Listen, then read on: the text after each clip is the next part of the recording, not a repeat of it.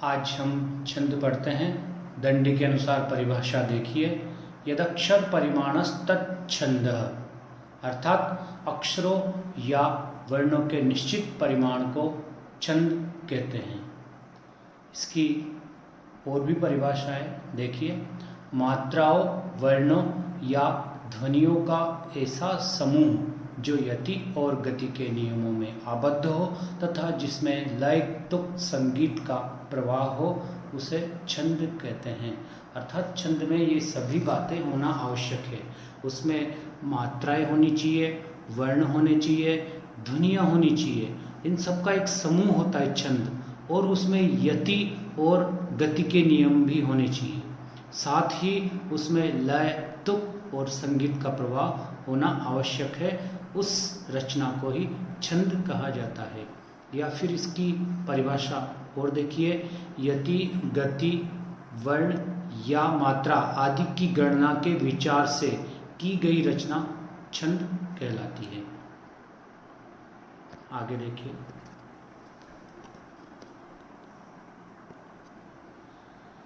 छंद के कुछ आवश्यक तत्व होते हैं या फिर छंद की कुछ पारिभाषिक शब्दावली है। उन शब्दों को हम जान लेते हैं ताकि छंद अच्छे से समझ में आ जाए। चरण या पाद। छंद की प्रत्येक पंक्ति को चरण या पाद कहते हैं। प्रत्येक छंद में उसके नियमानुसार 2, 4 या 6 पंक्तियाँ होती है। उसकी प्रत्येक पंक्ति चरण या पाद कहलाती है। जैसे त्वमेव माता च पिता त्वमेव, त्वमेव बंधुश्च सखा त्वमेव। उपर्युक्त श्लोक में प्रथम पंक्ति पहला पाद और द्वितीय पंक्ति द्वितीय पाद, ये पहला पाद हो गया, या पहला चरण, ये द्वितीय चरण हो गया। अगर 4 पंक्तियां है तो प्रथम चरण या प्रथम पाद, द्वितीय चरण या द्वितीय पाद, तृतीय चरण या तृतीय पाद, और चतुर्थ पंक्ति है तो चतुर्थ चरण या चतुर्थ पाद। इस प्रकार से हम इनको संज्ञा देते हैं।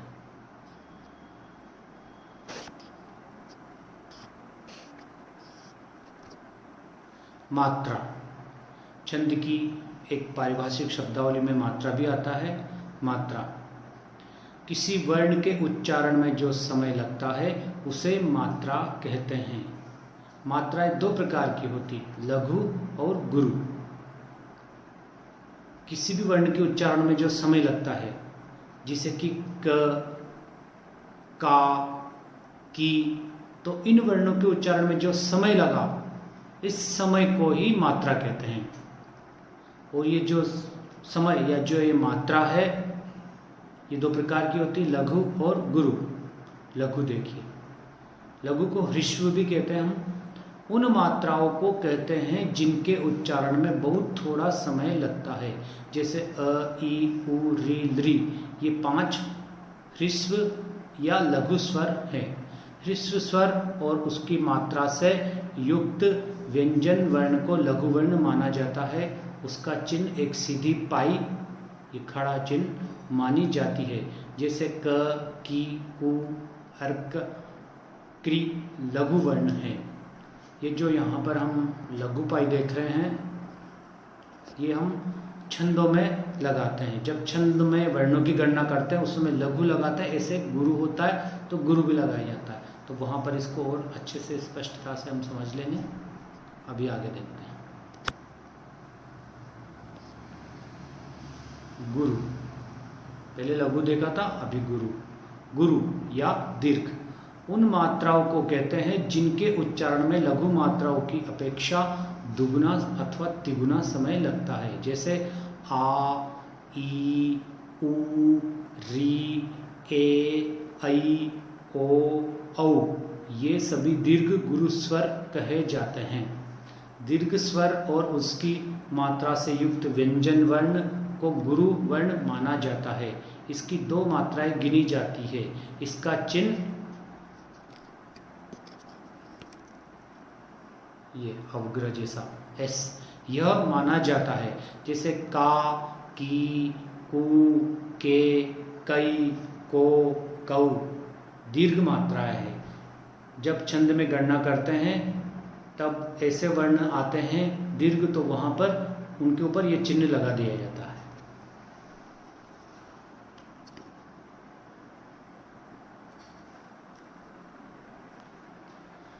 मात्राओं की गणना। अब इन मात्राओं की गणना कैसे करते हैं, इसके कुछ नियम हैं, ये देखते हैं। संयुक्त व्यंजन से पहला ह्रस्व वर्ण भी गुरु अर्थात दीर्घ माना जाता है। जैसे विद्या शब्द में वी लघु होने पर भी गुरु माना जाएगा, क्योंकि इसके पश्चात संयुक्त वर्ण ध्य है। देखिए, पहला नियम है, जब हम मात्राओं की गणना करते हैं तो वहाँ पर छंद में जैसे विद्या शब्द, ऐसे कई शब्द आएंगे जो संयुक्त वर्ण है, तो यहाँ पर विद्या शब्द को उदाहरण के रूप में लिया गया है। यहाँ बाद में ध्य आ रहा है, तो ये जो आधा वर्ण होता है पहले वाले में चला जाता है। तो वी यद्यपि लघु है, लेकिन इसकी गणना गुरु में की जाएगी। विसर्ग और अनुस्वार से युक्त वर्ण भी दीर्घ माना जाता है। यथा हरिहि, दुख, शंका शब्दों में री, डू और श आदि ह्रस्व वर्ण होने पर भी दीर्घ माने जाएंगे।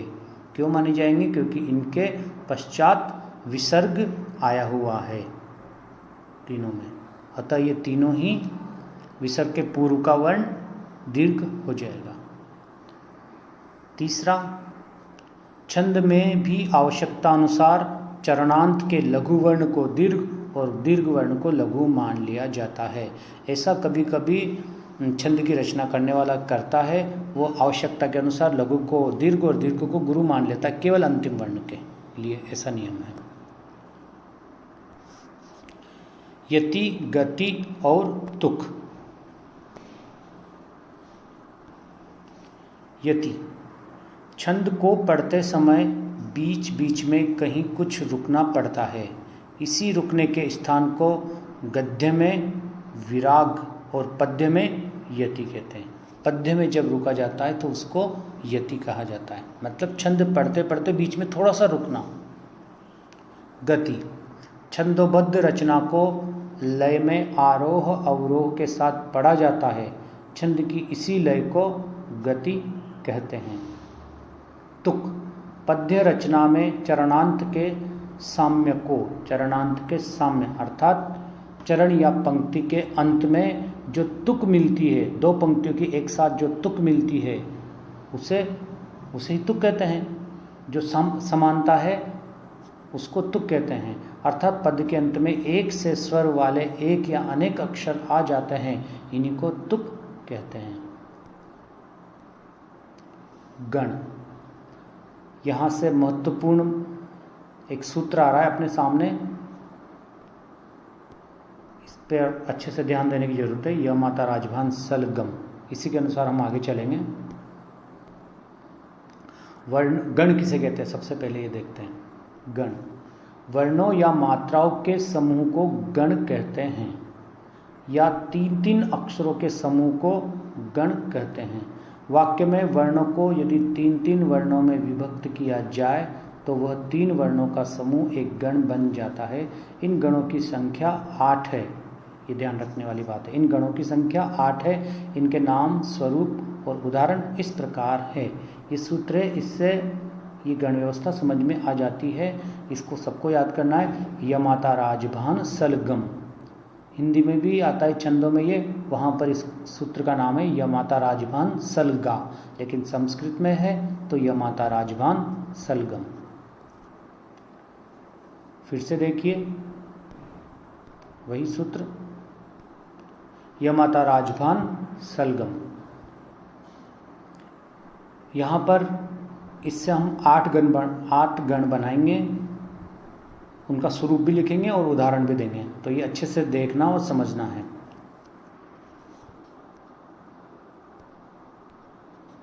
देखिए, य माता राजभान सलगम, पहला है यगण, वहीं से उठा रहे हैं सूत्र में से, य आया तो यगण, फिर माता, य माता म है तो फिर मगण, फिर त है तो तगण, फिर र है तो रगण यहाँ पर, फिर ज है तो ये जगण आ गया, फिर भ है तो यहाँ पर भी भगण, न है तो नगन, नगन, सगण, आगे लघु गुरु के हिसाब से बनेगा।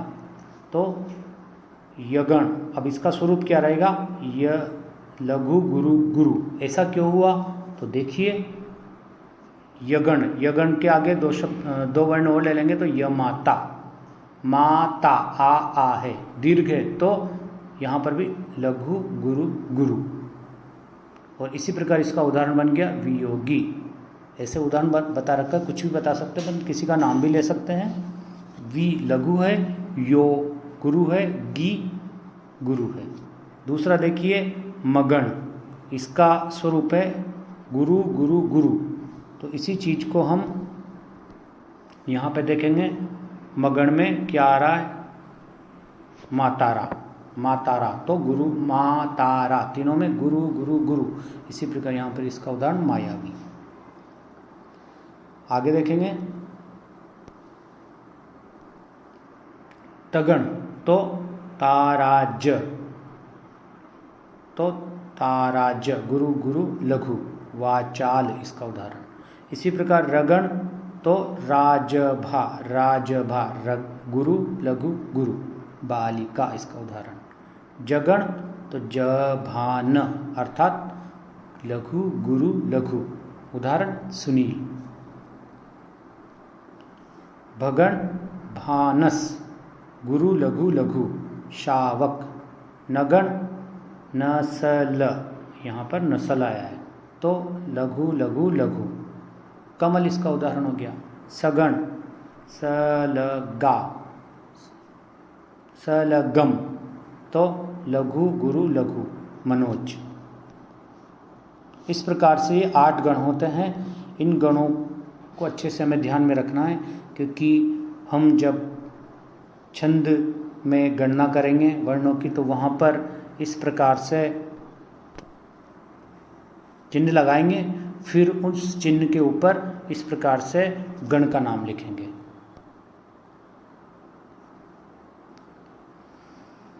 फिर से सूत्र देखिए, यमाता राजभान सलगम। इस सूत्र के प्रत्येक वर्ण भिन्न भिन्न गणों के परिचायक है। जिस गण का स्वरूप ज्ञात करना हो उसी का प्रथम वर्ण इसी में खोजकर उसके साथ आगे के 2 वर्ण और मिलाइए, फिर तीनों वर्णों के ऊपर लघु गुरु मात्राओं के चिन्ह लगाकर उसका स्वरूप ज्ञात कर सकते हैं। जैसा कि अभी मैंने बताया, जैसे रगण का स्वरूप जानने के लिए रा को लिया, फिर उसके आगे वाले ज और भा वर्णों को मिलाया, इस प्रकार राजभा का स्वरूप हुआ, गुरु लघु गुरु हुआ। यही रगण का स्वरूप है। छंदों के भेद।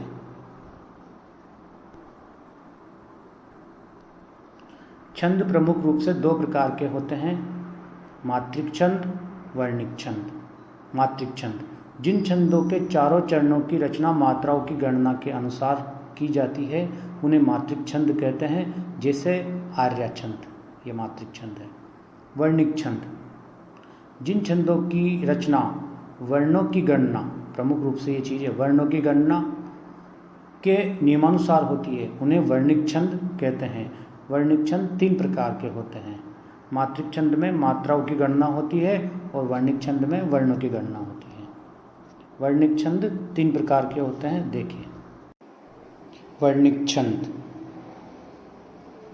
3 प्रकार के होते हैं, समवृत छंद, अर्धसमवृत छंद, विषमवृत छंद। समवृत छंद देखिए, चारों चरणों या पादों में वर्णों की संख्या समान होती है,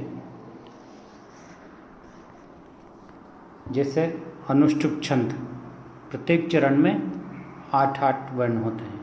इंद्रवज्रा 11-11 वर्ण होते हैं। उपेंद्र वज्रा, इसके चारों चरणों में 11-11 वर्ण होते हैं। भुजंग प्रयात छंद, इसके चारों चरणों में 12-12 वर्ण होते हैं। द्रुत विलंबित 12-12 वर्ण, वंशस्थ 12-12 वर्ण। वसंत तिलका छंद, इसके चारों चरणों में 14-14 वर्ण होते हैं। मालिनी छंद में 15-15 वर्ण होते हैं। हरिणी में 17-17 वर्ण होते हैं। शिखरिणी में 17-17 वर्ण होते हैं। मंदाक्रांता छंद में प्रत्येक चरण में 17-17 वर्ण होते हैं। शार्दूल विक्रीडितम छंद में 19-19 वर्ण होते हैं। इसी प्रकार स्रग्धरा छंद में चारों चरणों में 21-21 वर्ण होते हैं। इसलिए ये सभी छंद समवृत छंद है, क्योंकि इनके चारों ही चरणों में वर्णों की संख्या समान है। अगला देखिए, अर्धसमवृत छंद। प्रथम और तृतीय चरण में, देखिए ध्यान से, प्रथम और तृतीय चरण में वर्णों की संख्या समान तथा द्वितीय और चतुर्थ में भी समान होती है। वियोगिनी छंद देखिए, वियोगिनी छंद में प्रथम और ये तृतीय 10-10 और द्वितीय और चतुर्थ 11-11। इसी प्रकार पुष्पिताग्रा छंद है, इसके प्रथम चरण में 12, तृतीय में 12, द्वितीय में 13 और चतुर्थ में 13। इस प्रकार अर्धसमवृत छंद में प्रथम और तृतीय चरण में वर्णों की संख्या समान होती है और द्वितीय और चतुर्थ चरण में वर्णों की संख्या समान होती है, इसलिए इसको अर्धसमवृत छंद कहते हैं, आधा समान। विषमवृत छंद, चारों चरणों में वर्णों की संख्या में समानता नहीं होती है। इसके चारों ही चरणों में वर्णों की संख्या असमान होती है। इसका उदाहरण है आपीड कलिका छंद। आज के लिए पर्याप्त है। अगले वीडियो में हम इन सभी छंदों का अध्ययन करेंगे।